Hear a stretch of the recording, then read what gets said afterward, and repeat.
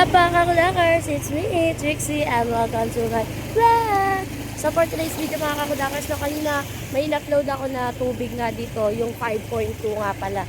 So ngayon, pag uwi ko galing trabaho, yung tubig, oh my god mga kakudakers, makikita nyo ngayon.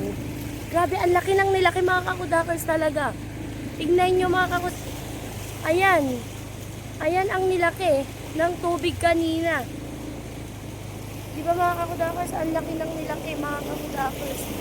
Diyos ko kanina, nakikita nyo pa yung konting daan, ngayon wala na. So, ano ba yan? Diyos ko. Talaga nga naman yung iba nagtutulak na mga kakudakers.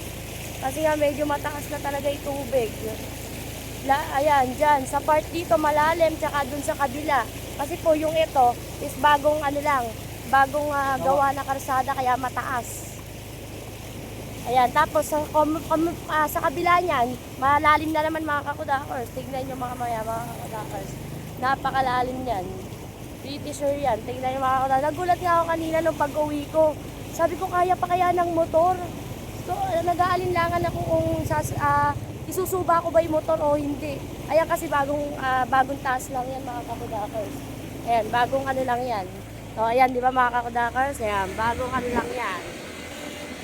Bagong bagong gawa lang yung karsada na yan, kaya makikita nyo. Ayan. So yun nga mga kakudakers dito, mga kakudakers sa may biglang pagbaba.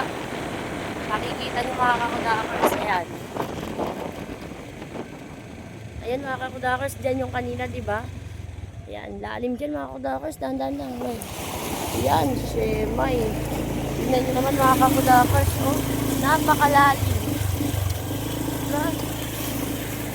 Napakalalim mga kakudakers. Oh my god, ba't kaya ganito to? Ba't kaya napakalalim dito? Wala kasi nalalabas. Ang lalim na talaga. Sko. Ako, diba? malalim pala rin. Oo nga, malalim na nga. Ba't ba nagpapakagilid daw eh?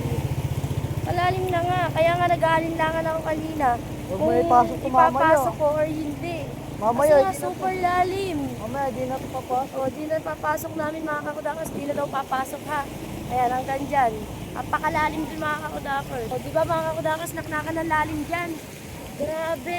Kaya mamaya talaga, di na talaga papasok ang mga motor. Yung iba kasi may mga motor na dyan. Mga siguro di na talaga nila pinasok. So ako kasi wala akong idea na ganun nga kalalim niya talaga. So yun nga mga kakudakers, nakaka-stress pagka ganyan. Ang layo naman